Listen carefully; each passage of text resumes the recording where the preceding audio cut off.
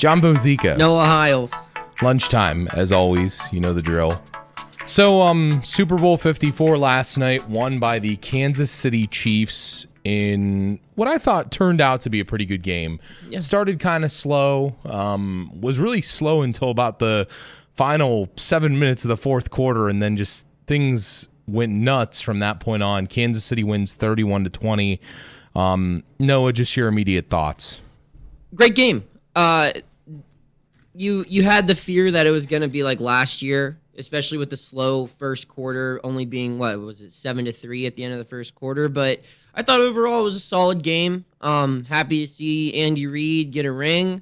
And Kyle Shanahan, man, not great. Something about holding leads in Super Bowl games, yes, or being part of the staff that holds a lead, not good for him. He's now held a combined 48-13 lead in 2 Super Bowl games, and he's lost them both.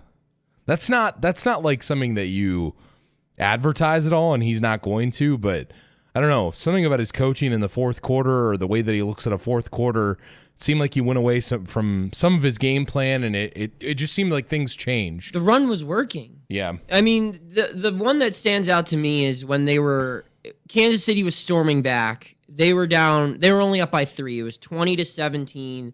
There was about 5 minutes left, and on their first play, they got the ball. They ran up the middle for 5 yards with Mostert, or whatever his name is, Mostert, and I was like, okay, that's ideal. So you have 2 downs now. You're probably going to pass on third down if it comes up, but why not try to run something again and keep that? I mean, they killed 45 seconds. That's it on that possession. And I knew at that point, I'm like, this game's over. And I get the want to be aggressive. Their mentality is probably, we have to score a touchdown here because we know Mahomes is going to. But you've got to give your defense a break. And their defense was on the field the entire fourth quarter. And that's because they were passing with a quarterback who really crapped down his leg. Yeah, I mean, it really came down to what a lot of people thought it would, which was Mahomes against Garoppolo. And you can say it came down to defensive things, not running the ball, all of that stuff in between. But, Mahomes made mistakes, and then he came right back and he threw a couple of great passes. The pass to Tyreek Hill, the deep play that, that kind of broke everything open. Because all game they had been waiting, and it's funny, listening and watching the game, listening to Troy Aikman, he was like, Mahomes has made some bad decisions tonight. Like he said that like 4 or 5 times, but then the next play, Mahomes hits Tyreek Hill for a deep pass, and then before you know it, they take the lead. Plus, it helped that Williams, their tailback, had kind of a career game last night as far as I'm concerned. Yeah, he probably should have been the MVP. I mean, Mahomes, that's kind of the way that I felt. Mahomes probably had one of his worst games of his career, honestly. But the fourth quarter numbers are impressive. I think he threw for 130 yards just in the fourth quarter. That pass to Tyreek Hill on 3rd and 15, we talk about Super Bowl moments. I mean, that's a Super Bowl moment. That's up there. I mean, it wasn't as amazing of a catch as, David Tyree or Santonio Holmes, but that's, 3rd and 15, season on the line. If they don't get that first down, they're punting in San Francisco. Maybe they decide to run the ball there.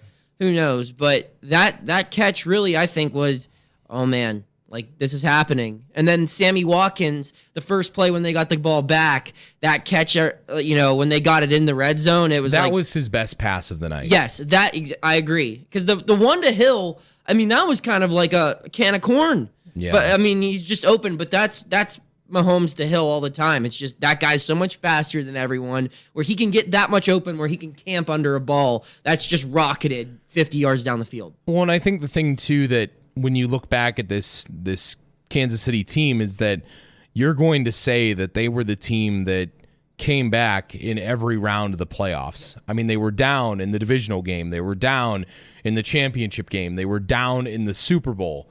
Every single moment, they needed some sort of big-time play by some player on the team, and they always found it. And yes, Mahomes became the face for them coming back in these games, but they wouldn't have been able to do it if they didn't have all of the weapons that they do. People forget about how deep they are just all across the field, but Kelsey kind of had just an okay game last night. He was invisible. And like everyone else just kind of stepped up. Sammy Watkins made a big play, as you said. You know, Tyreek Hill made a couple of big plays. Damian Williams, as we've said, like, I mean, before last night, like, I knew that he was their running back, but like, I wasn't like, he's going to make some game-changing plays. Yeah. Like, that's just not him. You know, and the fact that Mahomes, this to me is what proves Mahomes. Now, we talked about this the other day. He's the guy. Yeah. Is he the guy? You throw 2 interceptions in the Super Bowl, you come back, you throw 2 touchdowns. Yeah. I mean, that's, you know, the stuff of legends. Yeah. It is. And, yeah, when you're not on your A game, but can pull it together when it really matters against, for all intents and purposes, probably the best defense in the NFL from start to finish this I would year. agree with that. The Patriots defense at one point in time this year was better than I think the 49ers, but they kind of got figured out as the year went on. And, you know, Richard Sherman getting toasted, they've neutralized all of San Francisco's threats on both sides of the ball. And, I don't want to harp on it because the Chiefs did win this game, but this is one of those ones where it's like San Francisco lost this game more than the Chiefs won. And it's more of a sense where we knew that this would happen if you gave Pat Mahomes a chance. I don't want to compare him to Tom Brady just yet because, you know, he's got a lot more rings to collect. But it's that same mentality where if you give Tom Brady a chance to kill you, he will. Like, cut that villain's head off. Or Michael Myers isn't dead until you see his head on the floor. And that's the same thing with Brady and now Mahomes is 10 points isn't enough. Like, too much clock. You got to kill it. You got to score more. And their lack of being aggressive at the end of the first half is also something that, I mean, that's inexcusable that they wouldn't call a timeout right before they got the ball back. And then, you know, they almost got bailed out with Kittle, but then they called offensive pass interference. Well, that's what I was going to say, though. They could have went into the half with a lead. 10-10 against the Chiefs, against Pat Mahomes, you're losing. See, the thing is, though, is that I kept waiting for, you know, the 49ers defense, they were making plays. They were making Pat Mahomes' life really hard. Yes. They were. But at the same time, for all of the plays that they made, they never made a play that could give them separation.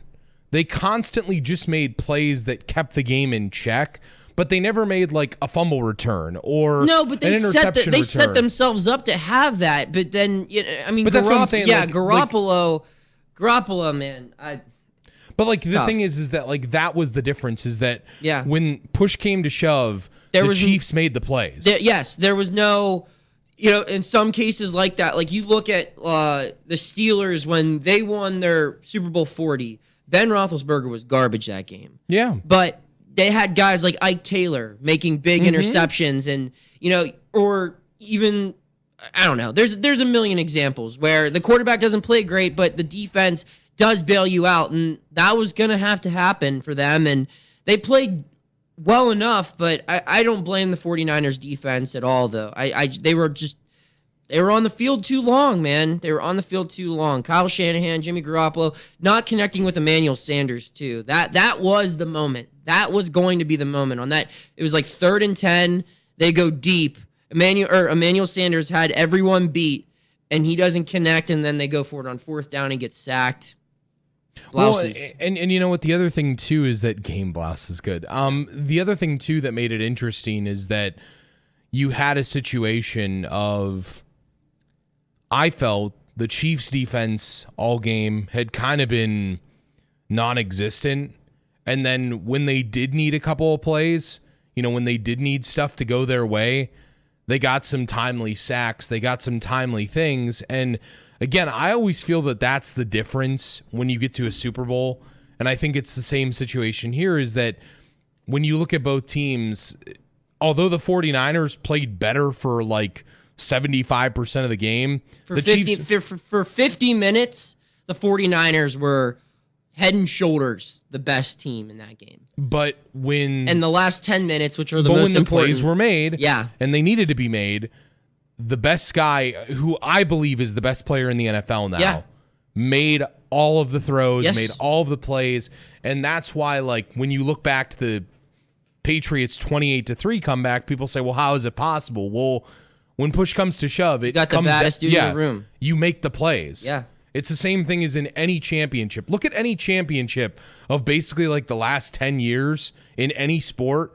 And like the teams that win, as you said, they have the baddest dude in the room. And having that bad dude, I mean, it obviously gives you an advantage for statistical reasons and production reasons, but the mental edge, it's kind of like when teams would be playing Kobe Bryant or when they play LeBron in basketball or when you see David Ortiz, you know, in the 9th inning on the on-deck circle, you're kind of thinking to yourself, I gotta be perfect because that dude is going to kill me if not.